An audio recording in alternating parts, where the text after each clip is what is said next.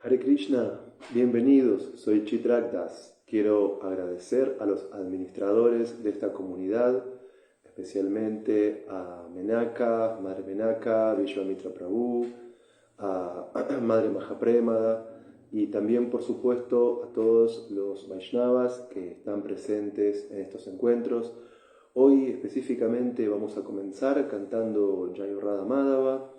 Luego vamos a leer un shloka sánscrito del Bhagavad Gita, su correspondiente traducción, significado, y por último voy a dar un breve comentario y hay un espacio para preguntas que ustedes pueden ir dejándola en la sección de comentarios. Nuevamente, bienvenidos a todos, Hare Krishna.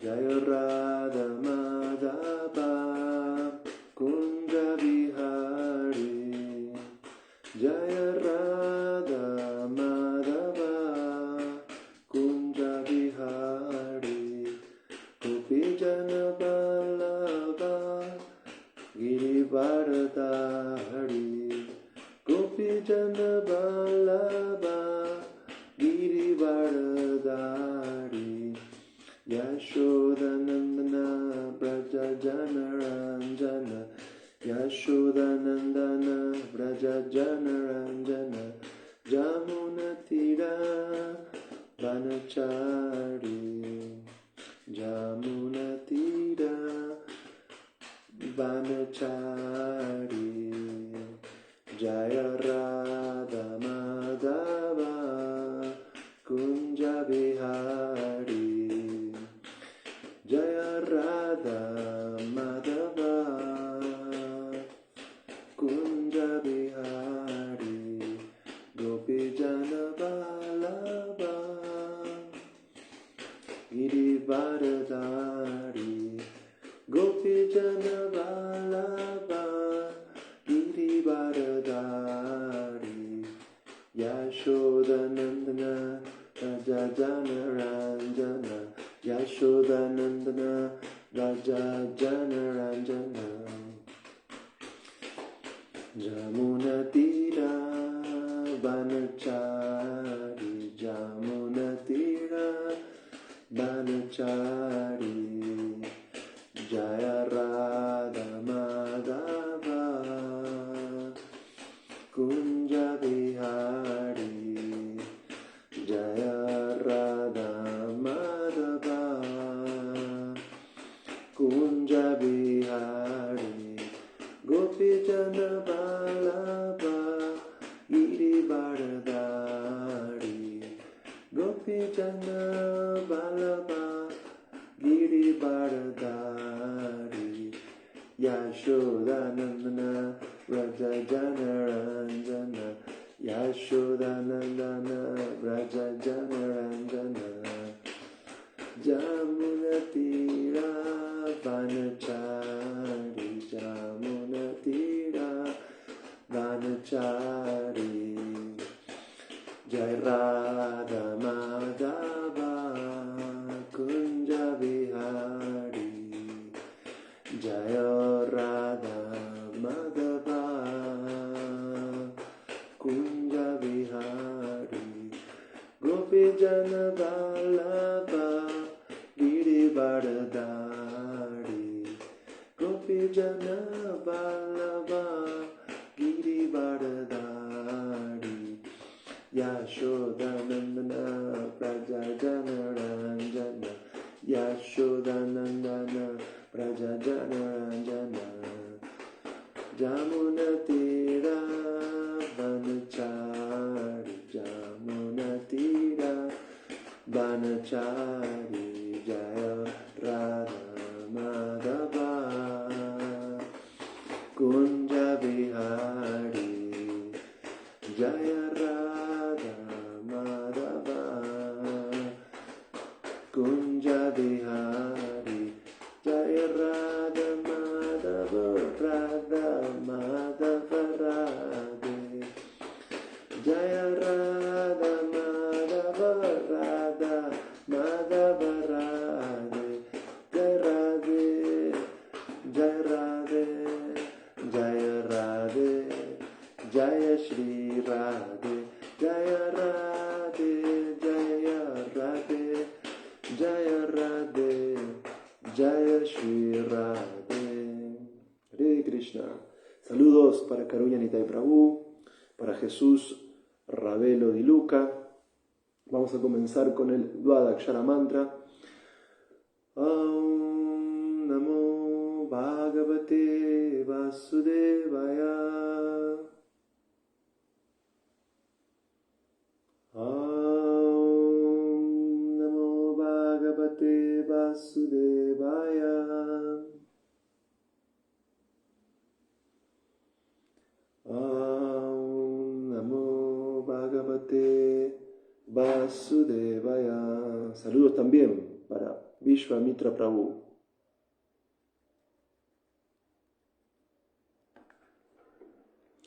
Entonces, hoy leemos Bhagavad Gita, capítulo 3, titulado Karma Yoga, texto 31. Yeme matam idam nityam anutishtanti manava shradhavanto nasuyanto muchyate te pikarmavi.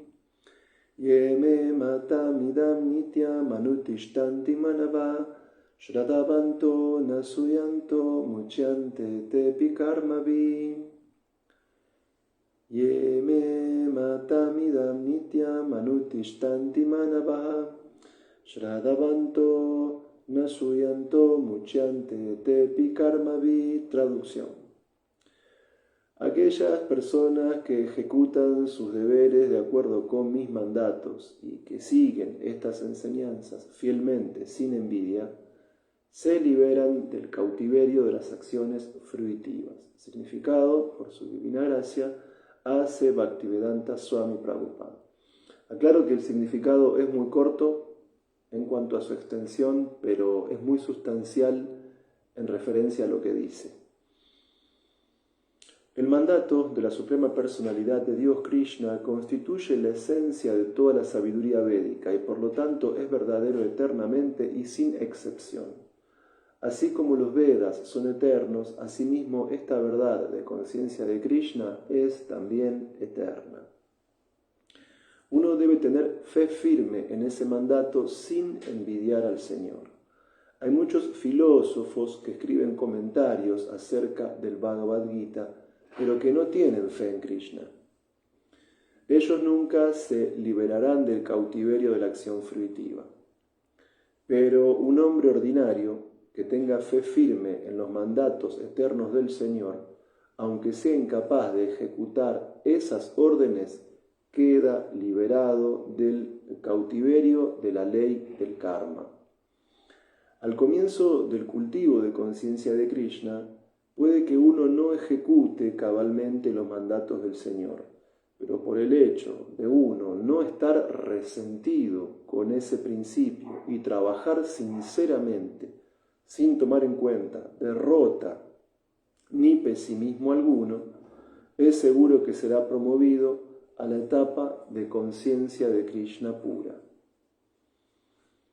Yeme matam idam nityam anutishtanti manava shradhavanto nasuyanto muchyante te pikarmavi. Aquellas personas que ejecutan sus deberes de acuerdo con mis mandatos y que siguen esas enseñanzas fielmente, sin envidia, se liberan del cautiverio de las acciones fruitivas. Namo Vishnu Padaya Krishna Prestaya Bhutale Srimate Hanuma Prasad Swami Tiramine. Jai Sri Krishna Chaitanya Prabhu Nityananda Shri Advaita Gadadhar Shrivasadi Gaur Bhakta Vrindam Vancha Kalpatarudyascha Kripa Sindhuvya Eva Cha Patitanam Pavanebhyo Vaishnavebhyo Namo Namaha. Entonces, el primer elemento de este significado leemos: el mandato de la Suprema Personalidad de Dios Krishna constituye la esencia de toda la sabiduría védica y por lo tanto es verdadero eternamente y sin excepción. Así como los Vedas son eternos, asimismo esta verdad de conciencia de Krishna también es eterna. Como ustedes saben, nosotros los seres humanos tenemos diversas necesidades. Es una cuestión de sentido común que tenemos necesidades materiales y es por eso que desde muy pequeños en el mundo occidental y también en otras partes del mundo formamos parte de un sistema educativo, vamos atravesando por diferentes niveles de enseñanza y de aprendizaje. Y de esa manera se intenta formar a las personas y a los ciudadanos para poder adquirir ciertas habilidades que les permitan insertarse en el mundo del trabajo.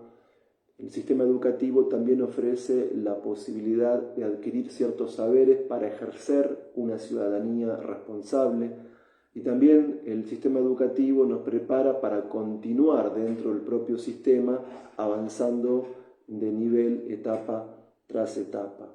Entonces, como tenemos necesidades materiales, el ser humano forma parte de un sistema de enseñanza y aprendizaje que comienza con la familia, luego con las instituciones educativas y así sucesivamente hasta que se inserta en el mundo laboral, académico, forma su propia familia.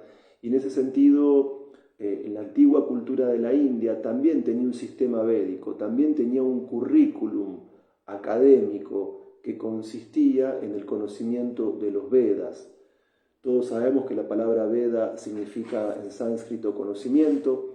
También sabemos que el conocimiento védico es eterno, es increado, y que aproximadamente hace 5.000 años atrás fue puesto por escrito por Srila Vyasadeva. Saludos también para Georgie López. Y como afirma el significado de hoy, aunque los Vedas son muy extensos, aunque en los diferentes Vedas, como el Rig Veda, Yajurveda, Samaveda, Atharva Veda, los Upanishads, los Puranas, el Mahabharata, los Itihasas, los Dharmayastras, el Vedanta Sutra, todo eso es muy extenso. Como se afirma en el significado de hoy, el mandato de la Suprema Personalidad de Dios constituye la esencia de toda la sabiduría védica. Y por lo tanto, todo el conocimiento de los Vedas en cuanto al aspecto que nos permite satisfacer no necesidades simplemente materiales, que podemos encontrar la respuesta a la misma dentro del sistema educativo de Occidente, sino que cuando queremos lograr nuestra elevación interior, cuando queremos descubrir nuestro propio ser y cuando queremos autorrealizarnos, ahí es cuando ingresamos dentro de un sistema educativo de tipo trascendental y no meramente material. Y para alcanzar la trascendencia es que Srila Vyasadeva puso por escrito hace más de 5.000 años el conocimiento védico, y de toda esa gran extensión de textos védicos que muy sumariamente acabo de mencionar, se afirma en el significado: el mandato de la Suprema Personalidad de Dios Krishna constituye la esencia de toda la sabiduría védica. Y eso quiere decir que la esencia de todo el conocimiento védico son las palabras del propio Krishna que encontramos dentro del Mahabharata en forma del Bhagavad Gita.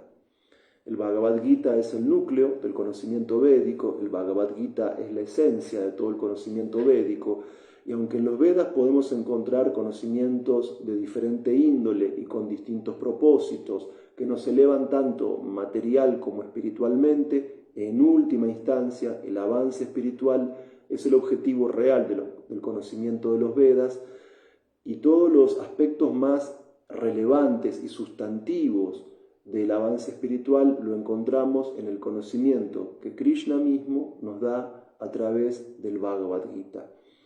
En el significado de hoy también encontramos un término clave que en sánscrito es la palabra Shraddha. En español podemos traducirlo como fe.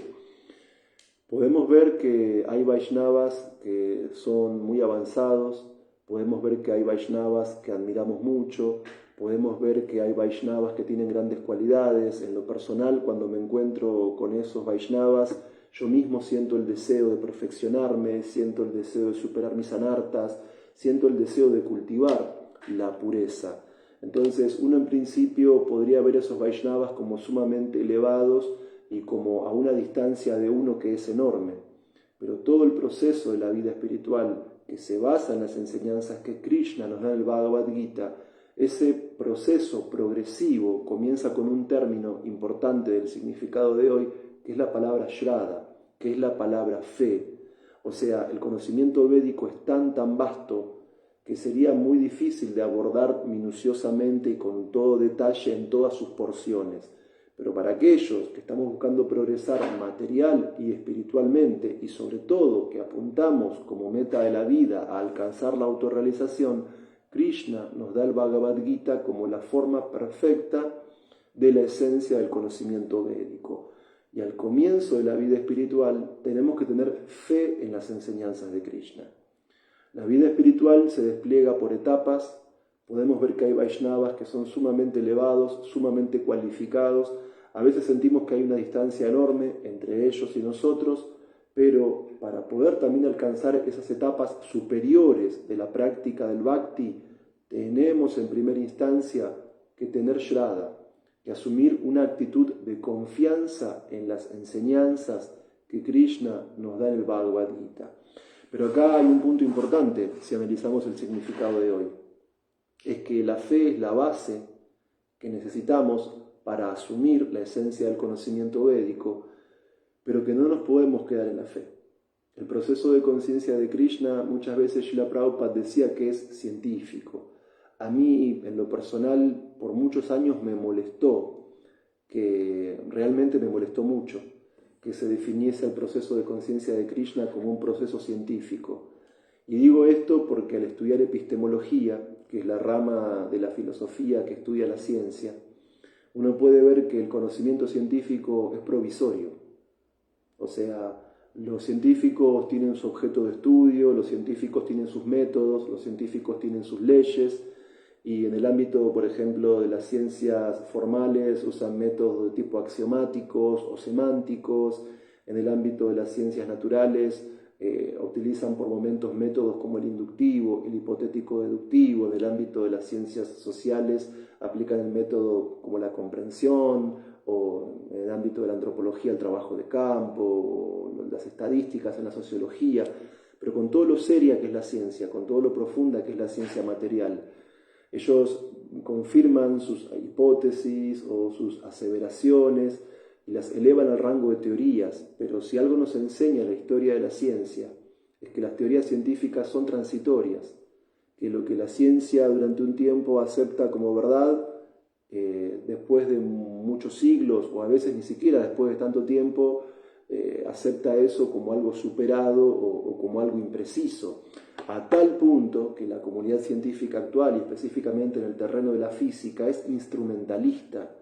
Ya ni siquiera se considera que las teorías científicas dentro de determinadas ciencias sean verdaderas, ni son tampoco un espejo neutral y objetivo de la realidad, sino que en determinadas ciencias las teorías científicas nada más son instrumentos que nos permiten explicar y predecir ciertos fenómenos, y nada más que eso, no tienen estatus de verdad. Entonces el punto es que a mí realmente me hacía ruido para mal esta noción de que la conciencia de Krishna es una ciencia, porque la ciencia, con todo lo seria que es y con todo lo profunda que es la ciencia material, es muy inestable en cuanto a aceptar como verdaderas sus teorías por mucha cantidad de tiempo. Y ejemplos son muy sencillos. Durante parte de la antigüedad y la Edad Media, sobre todo en las universidades medievales europeas, se enseñaba que la Tierra era el centro del universo. Y cuando vino Nicolás Copérnico, se dio un giro hacia una teoría heliocéntrica, donde el Sol es el centro del sistema. Y así va a seguir cambiando la ciencia en tantos aspectos y en muchísimas cuestiones que afirma sobre el mundo material, que luego la misma ciencia va rectificando. Entonces, como la ciencia misma no es estable, como el conocimiento científico es provisorio, a mí no me parecía nada correcto definir la conciencia de Krishna como una ciencia, porque el conocimiento védico es estable, porque el conocimiento védico es verdadero y porque la esencia del conocimiento védico la da Krishna mismo en forma del Bhagavad Gita, y eso es tan verdadero en el pasado como en el presente como en el futuro. Ahora, con el paso del tiempo y leyendo los libros de Srila Prabhupada y escuchando clases de él, descubrí por qué Srila Prabhupada decía que la conciencia de Krishna es una ciencia. Y él lo decía por el hecho de que determinadas ciencias, como las naturales, pensemos que Prabhupada se había formado académicamente en el terreno de la química. En la química hay experimentación. O sea, hay comprobación directa de ciertos estados de cosas. O sea, uno puede teóricamente en la química estudiar la tabla de elementos y saber teóricamente qué propiedades tiene cada elemento, pero cuando un químico va al laboratorio y mezcla esos elementos, puede ver sus cualidades y propiedades en acción por sí mismo y no solo aceptar por fe lo que dicen los libros teóricos sobre su ciencia. El entrar al laboratorio, el manipular ciertos componentes químicos y ver cómo reaccionan, hace que uno tenga una experiencia directa. Entonces, en ese sentido, el proceso de conciencia de Krishna es una ciencia. No porque lo que diga el Bhagavad Gita sea transitorio, no porque lo que diga el Bhagavad Gita sea temporal. Lo que dice el Bhagavad Gita, como afirma el significado de hoy, es verdadero. Así como los Vedas son eternos, asimismo esta verdad de conciencia de Krishna es también eterna, dice el significado de hoy. Pero ¿por qué es científico este conocimiento consciente de Krishna? Porque si bien uno parte de Shraddha, porque si bien uno en principio tiene que tener cierta fe en las instrucciones que Krishna da en el Bhagavad Gita, cuando uno pone en práctica esas instrucciones, cuando uno practica el proceso de Bhakti Yoga, es como un proceso de experimentación, en el que uno mismo puede cerciorarse de los resultados prácticos que implica el llevar a cabo esta filosofía.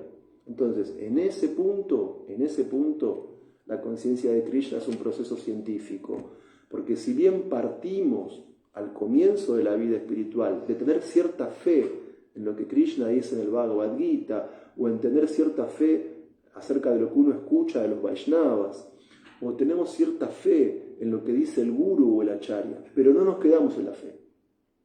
Ponemos a prueba esa fe, comprobamos esa fe a través de la práctica sistemática de un proceso de vida espiritual. Y ahí uno experimenta, y ahí uno percibe directamente los resultados, que en el lenguaje que tradicionalmente se utiliza en ISKCON es tener realizaciones. Uno no solo acepta lo que lee en el Bhagavad Gita por fe, uno tiene un sadhana, uno tiene una práctica regular, uno tiene un servicio. Y cuando uno con disciplina practica el Bhakti Yoga, de alguna manera parte de la fe, refuerza la fe y trasciende ese estado de conciencia, logrando una experiencia directa del propio néctar que implica la práctica de la vida espiritual. Es decir, no es únicamente un ajuste de fe este proceso, y tampoco es un ajuste teórico de comprensión intelectual, aunque sí se necesita del conocimiento. Como dijimos previamente, el ser humano tiene diversas necesidades, por eso existe el sistema educativo, por eso nos educa la familia y luego la escuela, y así como hay un sistema educativo material que en muchos países está dirigido por el Estado o también en alguna parte por empresas privadas, hay un sistema educativo trascendental que es el estudio de los textos védicos. Y la esencia de esos textos es el Bhagavad Gita, del cual partimos de un estado en el que practicamos una fe en las enseñanzas de Krishna, pero al poner en práctica esas enseñanzas y al seguir las reglas y regulaciones del Bhakti Yoga, experimentamos por nosotros mismos, logramos resultados por nosotros mismos que son sustantivos, que son tangibles, que los podemos percibir y no solamente pensar en sentido teórico o aceptar en un plano de fe. De ahí que la conciencia de Krishna sea un proceso científico, porque nos da la oportunidad de cerciorarnos por nosotros mismos de las verdades eternas que encontramos en el conocimiento védico. Entonces, cuando uno se mueve dentro del sistema educativo, puede ver que no solamente se estudian diferentes materias como la lengua, la matemática, la historia, la geografía, el arte y tantas otras, sino que también dentro del sistema educativo hay un espacio para la enseñanza de la filosofía. Y nos encontramos con el estudio de filósofos occidentales como Platón, Aristóteles, Kant, Hegel, Heidegger, Foucault, etc. Pero también dentro del sistema educativo a veces nos encontramos con el estudio de la filosofía oriental, de las filosofías asiáticas, específicamente también de las filosofías de la India. Y podemos ver que hay muchos filósofos occidentales y académicos dentro del terreno específico de esta área de investigación que se dedican al estudio de la filosofía oriental, que se dedican específicamente a comentar el Bhagavad Gita. En Occidente, von Humboldt, si mal no recuerdo, escribió un comentario del Bhagavad Gita. El propio filósofo alemán Hegel escribió su propio comentario al Bhagavad Gita. Hay muchos autores occidentales, escritores y filósofos, incluso científicos, que conocen ciertos aspectos del conocimiento védico, del Bhagavad Gita. Por ejemplo, el creador de la bomba atómica, Oppenheimer, en un momento él recordaba elementos del Mahabharata, del Bhagavad Gita.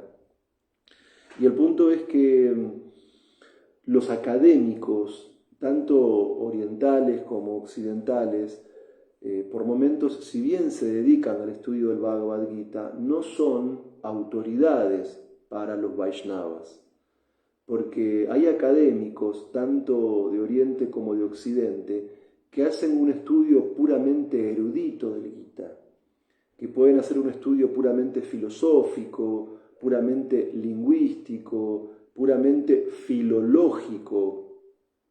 Y en definitiva ellos extraen artificialmente ciertos enunciados o ciertas ideas del Gita. Y la realidad es que el conocimiento que se produce siguiendo esa metodología es un conocimiento de tipo especulativo. Y por eso es que estos intelectuales, con todo el respeto que les tenemos, no operan directamente como autoridades para los Vaishnavas, porque sus ideas están principalmente basadas en el proceso de especulación mental, es decir, no cuentan en sentido trascendental con una base firme para poder sumergirse en lo profundo de la esencia del conocimiento del Bhagavad Gita. Y como estas ideas son especulativas, como este tipo de estudio puramente académico o externo construye un conocimiento del Bhagavad Gita que básicamente es artificial, porque no tiene apoyo en una base de tradición de escuelas, Gaudiya Vaishnavas o Vaishnavas en general, estos lectores o comentaristas no son autorizados desde el punto de vista del conocimiento trascendental del proceso de conciencia de Krishna, en el sentido de que sus textos nos dan un beneficio intelectual, nos dan un beneficio académico, pueden despertar el interés por el estudio de las filosofías orientales, pero en última instancia desvían nuestra inteligencia respecto del orador central del Bhagavad Gita, que es Krishna mismo. Y a veces hay quienes suponen que Krishna representa un principio metafísico que lo trasciende a él mismo, que Krishna es un tipo de, podríamos decir, de representación antropomórfica para que nos elevemos a la conciencia de una realidad impersonal que está más allá del propio Krishna. Y esto evidentemente son especulaciones mentales. Esto evidentemente no tiene apoyo en el conocimiento que nos brinda la sucesión discipular. Y en el significado específicamente se refiere a esto. Hay muchos filósofos que escriben comentarios acerca del Bhagavad Gita, pero que no tienen fe en Krishna. Ellos nunca se liberarán del cautiverio de la acción fruitiva, porque como decía, la comprensión profunda de las enseñanzas de Krishna requieren en primera instancia shraddha, requieren en primera instancia fe, pero una fe que sirve de base para la práctica de una vida espiritual regulada dentro del proceso de Bhakti Yoga. Y es esa práctica regulada lo que nos permite un avance sustantivo, real, donde hay experimentación personal, donde hay una convicción profunda, porque uno mismo percibe en su conciencia los propios resultados de la práctica del proceso del Bhakti. En cambio, cuando estos filósofos que no tienen fe en Krishna y que son especulativos, ofrecen sus propias opiniones o teorías acerca del Bhagavad Gita, ese estudio no da un beneficio trascendental. Sí puede ser estimulante en sentido intelectual, sí puede ser un ejercicio para extraer significados a partir de las formas en que se traducen los vocablos o las palabras de la lengua sánscrita. Todo muy bien desde el punto de vista erudito, todo muy bien desde el punto de vista académico, pero el ser humano no se perfecciona únicamente satisfaciendo sus necesidades materiales, sean burdas o sean puramente intelectuales, sino que el ser humano necesita su crecimiento interior, necesita llegar a la esencia de su propio ser. Y este tipo de textos especulativos y teóricos no nos brindan la posibilidad de ese autodescubrimiento profundo. Son textos que no producen un despertar de conciencia real, porque en definitiva desvían la inteligencia hacia algo diferente de Krishna y no nos permiten liberarnos del cautiverio del karma. Por eso es que en esta necesidad que tenemos de progresar material y espiritualmente, y sobre todo en cuanto a la meta central de la vida, que es la búsqueda de la autorrealización, que principalmente solamente puede alcanzar el alma dentro de esta forma humana de vida, el conocimiento y la devoción es fundamental en el camino de la autorrealización. Pero para que el conocimiento sea auténtico, en función de alcanzar esta meta tan elevada, que es completamente trascendente, necesitamos que el conocimiento que obtenemos provenga de una fuente genuina, que este conocimiento sea obtenido a través de las enseñanzas de la sucesión discipular. Y de esta manera vamos a avanzar de manera sustancial. Entonces, cuando decimos que el ser humano tiene necesidades, cuando decimos que el ser humano tiene un sistema educativo material que en diferentes países tiene distintas estructuras, pero que principalmente cuando vamos a lo profundo de nuestra esencia y el autoconocimiento, ahí requerimos de un sistema educativo trascendental, y para eso tenemos el conocimiento védico, que es eterno, increado, perfecto, verdadero, que existió siempre, pero que Srila Vyasa puso por escrito hace aproximadamente 5.000 años. Ese conocimiento que tiene como esencia las enseñanzas de Krishna en el Bhagavad Gita, que primero aceptamos por fe, pero que luego vamos a comprobarlas, a experimentarlas y a realizarlas mediante la práctica del Bhakti Yoga, tenemos que entender que la práctica del Bhakti Yoga tiene que ser disciplinada. La práctica del Bhakti Yoga no es algo ocasional, la práctica del Bhakti Yoga no es cuando me pinta, la práctica del Bhakti Yoga no es un ejercicio gimnástico de fin de semana, sino que la práctica del Bhakti Yoga tiene que ser constante, tiene que ser regular, tiene que ser disciplinada. Y en el Bhagavad Gita, capítulo 12, Krishna habla de la importancia de tener un amor directo y espontáneo por él. Pero ¿qué pasa con aquellos que no estamos en ese estado? ¿Qué pasa con aquellos que todavía estamos atrapados por las designaciones materiales? ¿Qué pasa con aquellos que todavía estamos afectados por el karma? ¿Qué pasa con aquellos que todavía tenemos deseos materiales?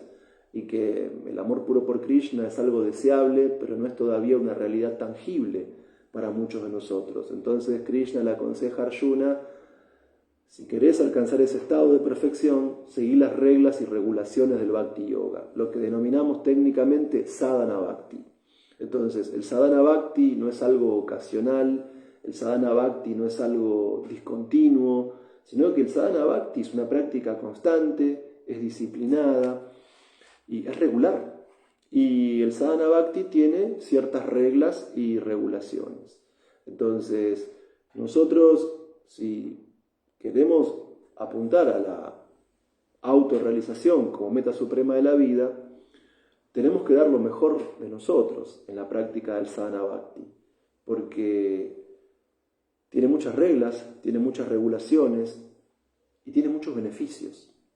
El Sadhana Bhakti hace que el estado de conciencia de Krishna que está latente en nosotros se vuelva una realidad tangible. O sea, cuando hablamos de despertar nuestra conciencia original, cuando hablamos de despertar nuestra conciencia de Krishna, no es que el Bhagavad Gita o los Vaishnavas o el Guru o el Acharya implantan en nosotros algo artificial. No es que el Guru, el Acharya, los Vaishnavas o las Shastras tienen que de alguna manera insertar en nosotros algo externo o ajeno. El estado de conciencia de Krishna es natural. El estado de conciencia de Krishna es el estado eterno del ser. Entonces, lo que hacen las reglas y regulaciones del Sadhana Bhakti es despertar eso que ya está en nosotros. No nos va a dar algo que no poseemos, no va a dar algo artificial o externo, sino que el Sadhana Bhakti lo que hace es ir despejando todos los obstáculos que hay en nosotros por vidas y vidas y vidas de contacto con la materia y con los deseos materiales y con el karma reactivo. Entonces, el Sadhana Bhakti va despejando los obstáculos y abriendo el camino para que lleguemos a esa etapa de amor espontáneo, de amor puro, directo por Krishna mismo. De ahí la importancia del Sadhana Bhakti. Ahora, el texto de hoy es muy alentador el texto de hoy, porque tenemos que dar lo mejor de nosotros en la práctica del sadhana bhakti. El sadhana bhakti tiene muchas reglas y regulaciones, y a veces gente como yo sentimos que no estamos a la altura. A veces gente como yo decimos, el proceso que Srila Prabhupada, nuestro acharya, nos dio es perfecto, pero yo soy imperfecto. El proceso del sadhana bhakti, con todas sus reglas y regulaciones, a mí me queda grande por momentos. Siento que no estoy a la altura. Entonces, ¿qué puede decir la mente? Deja la práctica del bhakti, esto no es para vos, retírate, dedicate a otra cosa. Esto no es lo tuyo. Vos no naciste para esto. Pero no es así, de ninguna manera.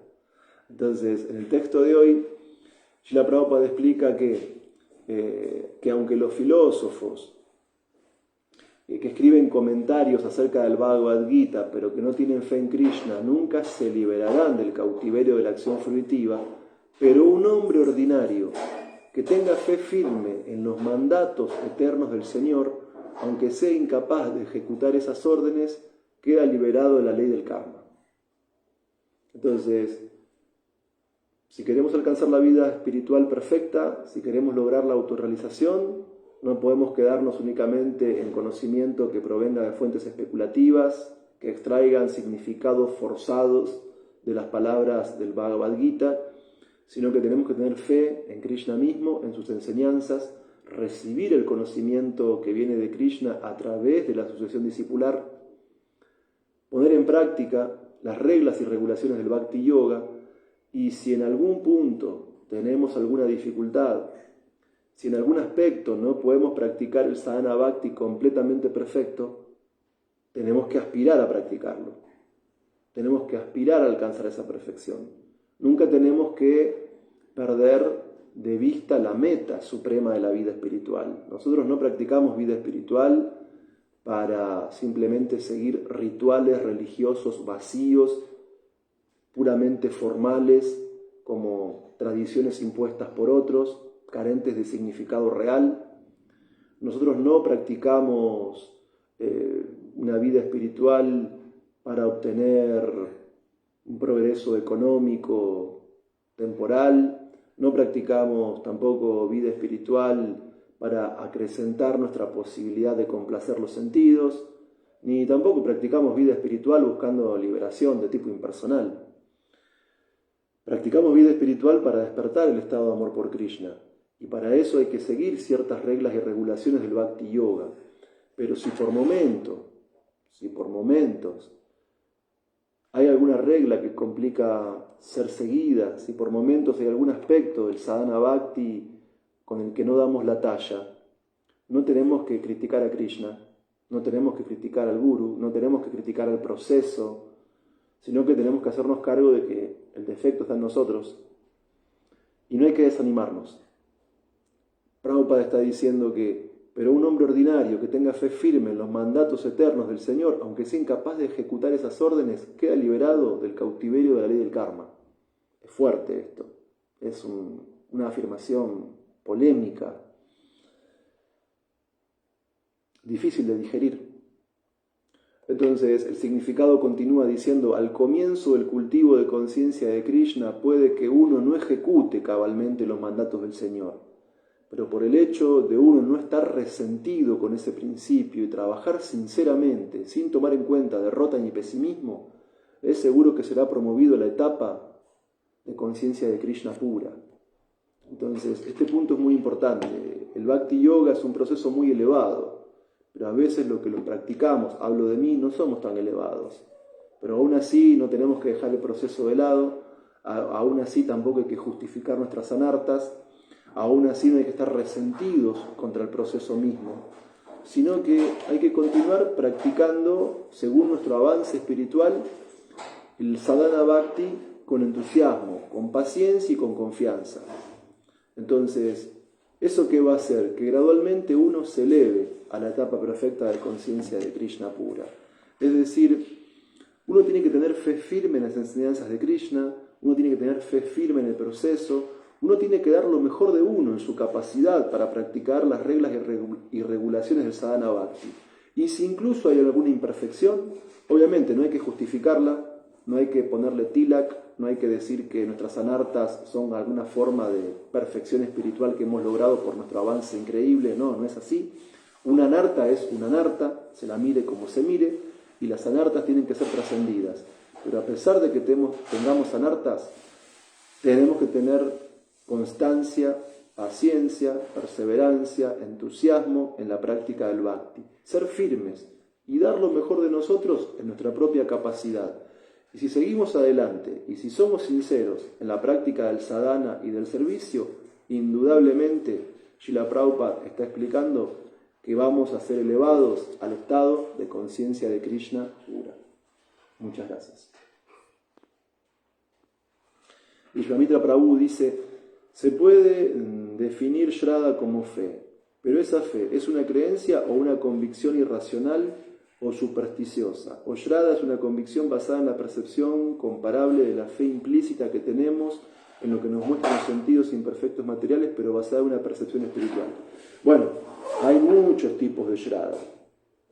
Y depende de la modalidad de la naturaleza material por la que estemos afectados, vamos a tener un distinto tipo de fe. Entonces, sí, hay gente muy ignorante, hay gente muy ciega, hay gente muy fanática que tiene un tipo de fe que es una convicción absolutamente irracional y absolutamente supersticiosa. Hay gente sumamente ignorante, y cuando digo ignorante digo incluso personas con formación académica. Ignorante no tiene que ver con una posición estereotipada. O sea, hay muchos tipos de ignorancia. Pero sí, por supuesto, que para algunas personas la fe es una creencia totalmente irracional, totalmente supersticiosa, y son personas totalmente manipulables. Y hay gente que tiene una fe mucho más pasional. Yo recuerdo una vez haber conocido a una señora que practicaba una religión de tipo cristiana, y ella decía que cuanto más dinero ella ponía en su iglesia, más se enriquecía personalmente. Que todo el dinero que ella invertía en la religión, que todo el dinero que ella invertía pagando sus cuotas materiales dentro de su iglesia, después Dios se lo retribuía con ganancias en su trabajo. Y bueno, es una fe pasional esa, completamente pasional. Pero hay personas que están más influidas por la modalidad de la bondad, donde sí, como dice acá Vishwamitra Prabhu, es una fe basada en el conocimiento, es una fe que está incluso testeada a la luz de la propia experiencia por la práctica de un proceso espiritual genuino, en la que uno tiene percepciones espirituales tangibles, reales e incuestionables, que no son sugestión psicológica, que no son sugestión grupal, que no son nada de tipo artificial o implantado desde afuera. Pero bueno, según las modalidades que estemos afectados, tenemos diferentes tipos de fe. Personas más intelectuales tendrán un tipo de fe más elevada. Por ejemplo, el propio San Agustín, dentro de la tradición cristiana, él, como explica un historiador de la filosofía medieval llamado Canals Vidal, dice que él tenía un concepto circular de fe y razón. Porque en el cristianismo previo a San Agustín estaba la máxima, entiendo para creer. Primero tengo fe y luego conozco la verdad religiosa. Pero en el caso de San Agustín, él revierte eso y dice, entiendo para creer. O sea, hay ciertas personas que son intelectuales que necesitan una base de conocimiento filosófico o una base de conocimiento teológico, racional, inteligente, demostrable, que los permite elevarse al plano de la creencia o de la fe. Así que bueno, incluso podemos ver esto en otras tradiciones, más allá del Vaishnavismo, ¿sí? La importancia de una fe apoyada en el conocimiento. Vishwamitra Prabhu, espero haber respondido la pregunta. En el caso de los Gaudiya Vaishnavas, en el caso de los miembros de ISKCON y de otros grupos Vaishnavas, en la medida que tengamos fe en el Bhagavad Gita, en la medida que pongamos en práctica el proceso del Bhakti Yoga, Nuestra fe no es una creencia o convicción irracional o meramente supersticiosa, tampoco es una fe apasionada de que yo le doy algo a Krishna para recibir 10 veces más, sino que es una fe inteligente, una fe madura, una fe experimentada que da lugar a que tengamos nuestras propias realizaciones personales acerca de nuestro ser espiritual y de que en la práctica del Bhakti Yoga efectivamente estamos encontrando el néctar que estamos siempre ansiando, que es una realidad tangible. Es más, solamente una buena fiesta de domingo en cualquier templo de ISKCON del mundo ya uno encuentra un gusto superior. Y no lo digo únicamente por el prasadam, sino que el participar de un vayan, cuando mínimo se canta media hora, una hora en el templo, sostenido el Mahamantra Hare Krishna, y hay una buena clase de Bhagavad Gita después, y hay un kirtan estático, uno siente que trasciende la materia, uno siente que hay algo más allá del cuerpo, uno encuentra un placer que es trascendental, y que una gotita de esa bienaventuranza, de un buen kirtan, de unos buenos vayans, de una clase en la que uno escucha Krishna Lila, una gotita de ese néctar supera millones de océanos materiales de placer. Y eso es una experiencia no solamente de la fe, sino que hay una experimentación personal y hay una realización ahí. Eso es así, cualquier miembro de ISKCON medianamente sincero puede comprobar esta cuestión con el presente cuerpo actual. Bien, Vishwamitra Prabhu dice que sí, perfecto. Bueno, entonces, saludos para Vishwamitra Prabhu, para Georgie López, para José Matilde Ravelo Di Luca, para Karuña Nitai Prabhu. Será hasta la próxima. Muchísimas gracias. Hare Krishna, todas las glorias a Srila Prabhupada y a los devotos reunidos. Aum Tat Sat.